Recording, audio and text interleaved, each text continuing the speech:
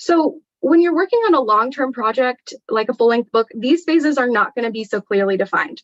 They're going to blur together.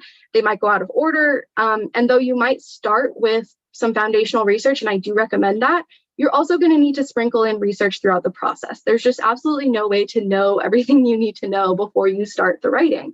And that's where things can get tricky, because if you spend half of your writing session in a Google rabbit hole, like Anya said, like you're not going to get much done. So we're going to start out by talking a little bit about how to find that defined direction for your research and understanding what you need to know before you start and what can wait until you're kind of immersed in the draft.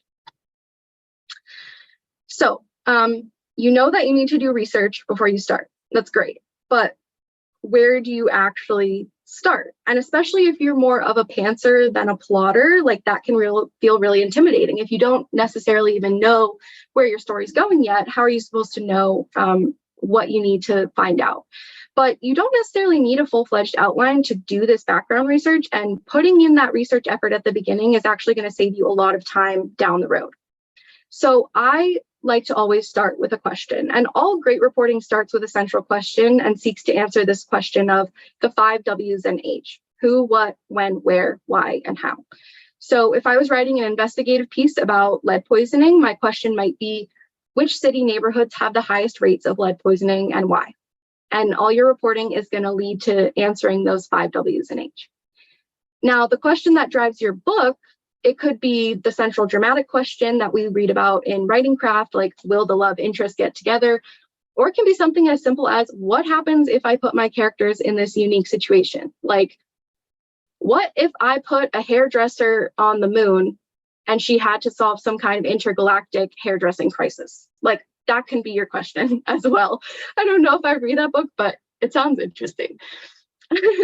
And so, here are some examples of what the big question looks like for some different published novels. So in Station 11, the question was, how will humanity survive in the face of societal collapse? That's like kind of an apocalyptic book. Murder on the Orient Express, the question was, who killed Edward Ratchet? And Wuthering Heights, the question was, will Catherine and Heathcliff find a way to be together? Now you might look at these questions and say, like, what do these have to do with research?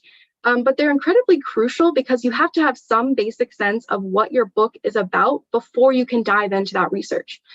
So defining this question for yourself will help you map out the basics of your concept, even if you're not sketching out a full-blown plot or outline, so that you can drill down to, okay, what do I need to know to tell this story effectively? And to do this, I think it's helpful to pull a concept from journalism called the inverted pyramid. So the inverted pyramid is a framework for journalistic writing that starts with the most important information and gradually introduces those more finite details. So this method says that the 5 W's and H that we were talking about on the past couple of slides should essentially be answered within the first few paragraphs of your piece. Obviously, you're not going to answer those questions in the first chapters of your book, but I think this structure is a really useful way to plan the trajectory of your story by starting with the big stuff first and working your way back to the granular aspects. So looking at the Murder on the Orient Express as an example, if we're trying to answer the question, who killed Edward Ratchet? This is the information we'll need to include in our story to answer that question, and the information we'll need to know ourselves before we can get deeper into the research that helps us tell the story. So the most important thing to know in this case is the particulars of the murder itself, right? Like, who was killed, when, where, and how. And then that's going to help you look at the cause of death, the location or crime scene, the timing. And once we know these basics, we can work back from this information to chart out the rest, like who's going to be investigating this, who might be the perpetrators, why are they doing this, and what are the clues down there at the very bottom.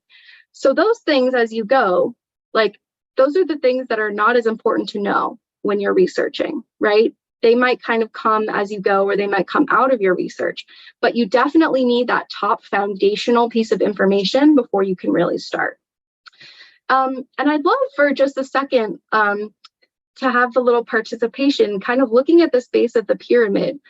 I'm wondering if anyone has ideas about what information we might need to research in order to answer some of those questions. Anyone have ideas?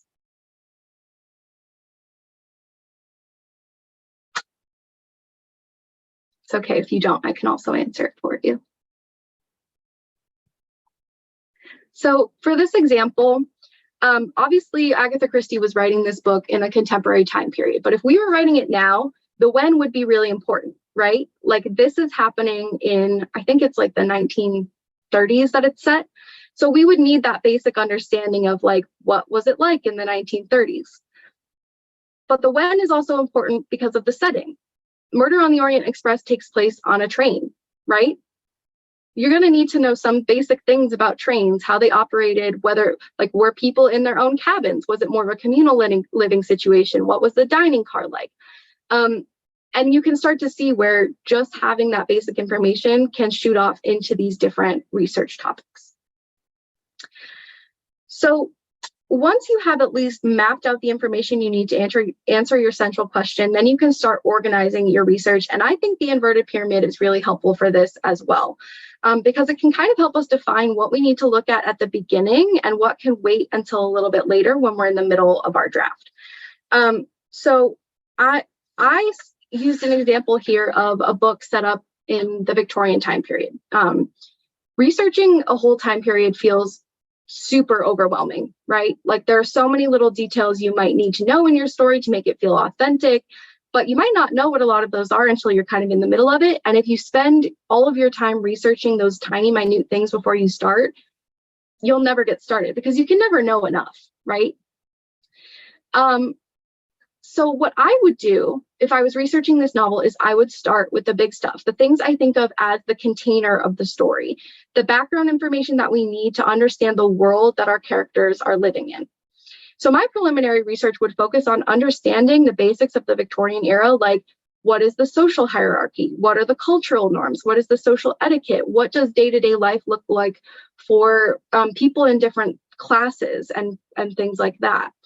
Then once I have kind of that basic understanding, I would move on to things like important historical events, things that my characters might be thinking about or talking about in their everyday life. Like if your book is set, this isn't Victorian, but if it's set right around the sinking of the Titanic, like chances are that's something that your characters will have heard about and might come up. Then I would move on to things like your character's profession, the clothing and appearance, maybe the food that they're eating, the slang. But these are all things that you might not know how they're going to be used in your book until you're in the midst of the draft.